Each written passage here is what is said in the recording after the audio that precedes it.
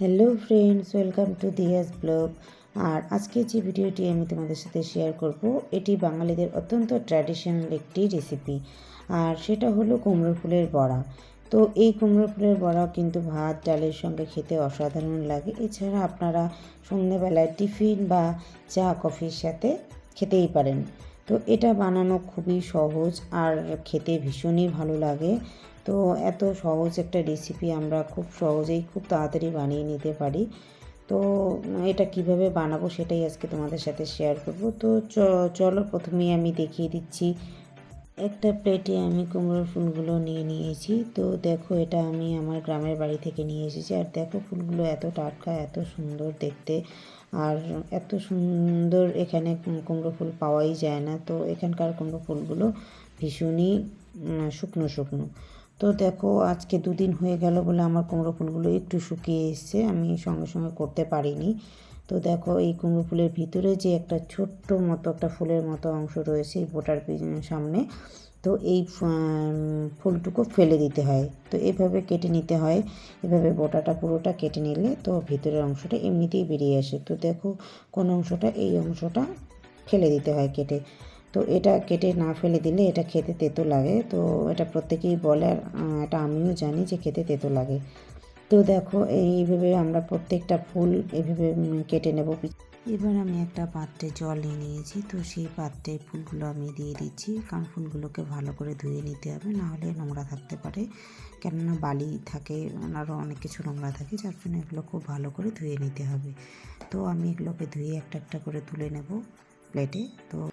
তো দেখো, আমি এই ফুলগুলোকে প্লেটে তুলে নিয়েছি, জল ঝরিয়ে নিয়েছি, কেননা জল আটকে থাকলে আর বেসনের ব্যাটারগুলো এই কুমড়ো ফুলের গায়ে আটকে থাকবে না। তো যার জন্য ভালো করে জলটা ঝরিয়ে নিয়েছি, ঝরিয়ে নিয়ে প্লেটে তুলে নিয়েছি। আর এভাবে কেটে নিয়েছি, তোমরা দেখতেই পারলে। তো আমার কাটাও হয়ে গেছে, জলটা ছড়ানো হয়ে গেছে। তো এবার আমি ব্যাটার রেডি করার জন্য একটা বাটি নিয়ে নিলাম। তো প্রথমেই আমি 1 কাপ বেসন নিয়ে নিলাম। আর 1.5 কাপ মতো আমি চালের গুঁড়ি নিয়ে নেব। তো চালের গুঁড়িটা নেওয়ার পরে আমি দিয়ে দেব এখানে স্বাদ মতো নুন। আর দিয়ে দেব হলো হলুদ গুঁড়ো। আর হলো দিয়ে দেব স্বাদ মতো চিনি। আর এগুলো দেওয়া হয়ে গেলে দিয়ে দেবো বেকিং পাউডার, অর্থাৎ খাওয়ার সোডা, একটু পরিমাণে অল্প। আর দিয়ে দেবো একটু লঙ্কার গুঁড়ো 1 টেবিল চামচ। তো আমরা একটু ঝাল খাই বলে আমি লঙ্কার গুঁড়োটা 1 টেবিল চামচই দিয়ে দিলাম। তো দেখো, এগুলো এবার আমি পুরো সবগুলো মিক্সড করে নেব, কেননা ভালো করে মিক্সড না করে নিলে জল দিলে এগুলো দলা দলা হয়ে যাবে। তো ভালো করে মিক্সড হয়ে গেছে। এবার আমি একটু একটু করে জল দিয়ে এই ব্যাটারটাকে গুলিয়ে নেব। কেননা একটু একটু করে জল দেবো এই কারণেই, কারণ পুরো জলটা দিয়ে একবারে জলটা দিলে ব্যাটারটা পাতলা হয়ে যেতে পারে। আর পাতলা হয়ে গেলে কুমড়ো ফুলের গায়ে আটকাবে না, তো ব্যাটারটা খারাপ হয়ে যাবে। যার জন্য একটু একটু করে জল দিয়ে ব্যাটারটা রেডি করে নিতে হবে। তো দেখো, এইভাবেই ব্যাটারটা একটু একটু করে জল দিয়ে ভালো করে নেড়ে চেড়ে ভালো করে ফেটিয়ে নিতে হবে। তো ভালো করে ফেটিয়ে নিলে ব্যাটারটা খুব থিকই একটা ভাব চলে আসবে। তো যত ব্যাটারটা থিকই হবে তত সুন্দরভাবে কুমড়ো ফুলের গায়ে আটকে থাকবে। তো দেখো, আমার ব্যাটারটা কুলানো প্রায় শেষ, কেননা ভালোভাবে ফেটিয়ে নিচ্ছি। আর যত ফেটিয়ে নেব তত ভালো হবে। তো দেখো, আমার ফেটিয়ে নেওয়া হয়ে গেল। দেখো, দেখিয়ে দিচ্ছি তোমাদের কীরকম একটা থিকই ভাব চলে এসছে ব্যাটারটাতে। তো আমি এবার ব্যাটারটা ঢেকে রেখে দেবো 10-15 মিনিটের জন্য। তাহলে থিকনেস ভাবটা চলে আসবে এবং ব্যাটারটা খুব সুন্দর হবে। আর ব্যাটারটা কুমড়ো ফুলের গায়ে খুব ভালোভাবে আটকে থাকবে। তো চলো, এবার 10-15 মিনিট পরে আমি আবার ফিরে এলাম। তো দেখো, ব্যাটারটা আমার খুব সুন্দরভাবে সেট হয়ে গেছে। আর এত সুন্দর সেট হয়ে গেছে, ঠিক এইভাবেই তোমাদের ব্যাটারটা বানাতে হবে, তবে কুমড়ো ফুলের গায়ে খুব ভালোভাবে আটকে থাকবে। তো দেখো কীরকম থিকনেসটা চলে এসছে। তো আমি একটু তুলে তোমাদের দেখাচ্ছি। দেখো, ঠিক এইভাবে করবে তোমরাও। তো তবে কুমড়ো ফুলের গায়ে খুব ভালোভাবে আটকে থাকবে। তো চলো, আমাদের ব্যাটারটা যেহেতু রেডি হয়ে গেছে, তো এবার আমি কলা ভাজার জন্য একটা কড়া বসিয়ে দেব। তো কড়াটা গরম হয়ে আসলে এতে অনেকটা পরিমাণ আমাকে তেল দিতে হবে, কেননা এই কারণেই কুমড়ো ফুলের বড়াগুলো অনেক বড় বড়, তাই জন্য ডুবো তেলে ভাজতে হবে।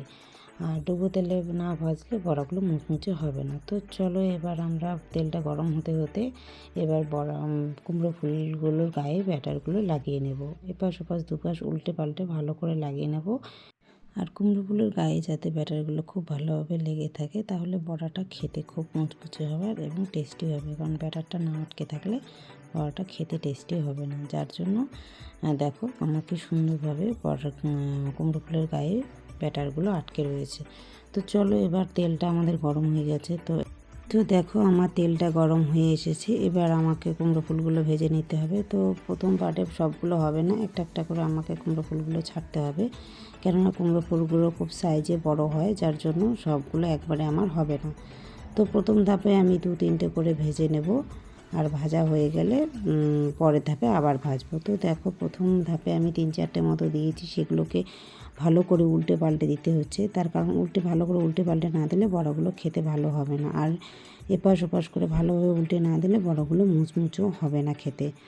তো তেলটা যেহেতু ডুবো তেলে ভাজতে হয়, সেহেতু বারবার দেখো আমি নাড়িয়ে দিচ্ছি, কেননা নাড়িয়ে দিলে তবে বড়াগুলো সুন্দর হবে খেতে। তো প্রথম ধাপের আমার বড়াগুলো ভাজা হয়ে গেল। তো এবার আমি নামিয়ে নেব। তো দেখো তেলটা ঝরিয়ে নিতে হবে, কেননা প্রচুর তেল আটকে থাকে বড়াগুলোতে। তো যা আমি প্রথম ধাপেরগুলো নামিয়ে নিলাম। তো দেখো কতটা মুচমুচে হয়েছে। তো পরে সেকেন্ড ধাপেরগুলো চলো ভেজে নেওয়া যাক।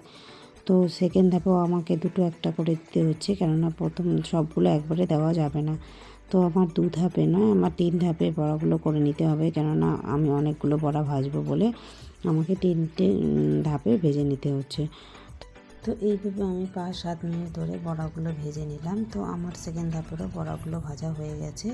তো বড়াগুলো রেডি হয়ে গেল। দেখো আমি এবার বড়াগুলোকে নামিয়ে নেব। তো বড়াগুলো খুব সুন্দর মুচমুচে হয়েছে, তোমরা দেখতেই পাচ্ছ। দেখো কত সুন্দরভাবে বড়াগুলো রেডি হয়ে গেছে আমার। তো বাড়িতে গেস্ট আসলে আপনারা এইভাবে ভাত ডালের সঙ্গে এগুলো সার্ভ করতেই পারেন। আর আরেকভাবে সার্ভ করতে পারেন, যেটা হলো সন্ধ্যাবেলা চা কফির সাথে খুব সুন্দর খেতে লাগে আর খুবই মজা লাগে আর জমে যায় ভীষণ। তো এটা সার্ভ করতে পারেন আপনারা। তো আমার এই রেসিপিটি তোমাদের কেমন লাগলো? তো ভালো লাগলে অবশ্যই আমার চ্যানেলে এসে লাইক কমেন্ট শেয়ার করে দিও, আর ভিডিওটি ভালো লাগলে সাবস্ক্রাইব করে দিও। তো আমার এই ভিডিওটি তোমাদের কেমন লাগলো সবাই আমাকে কমেন্টে জানিও প্লিজ। আর আমার পাশে এভাবেই থেকো, তাহলে আমি আরও নতুন নতুন ভিডিও নিয়ে তোমাদের সাথে হাজির হব। তো আজকের ভিডিওটা আমার আজকে এই পর্যন্তই। তো বন্ধুরা সবাই ভালো থেকো, সবাইকে ভালো রেখো। তো সুস্থ থাকবেন আশা করি। তো আজকের জন্য বাই।